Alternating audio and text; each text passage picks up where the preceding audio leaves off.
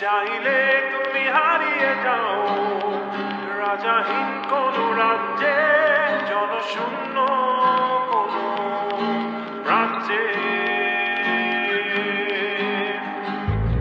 যদি চাও রাঙিয়ে দাও এই স্বচ্ছ জল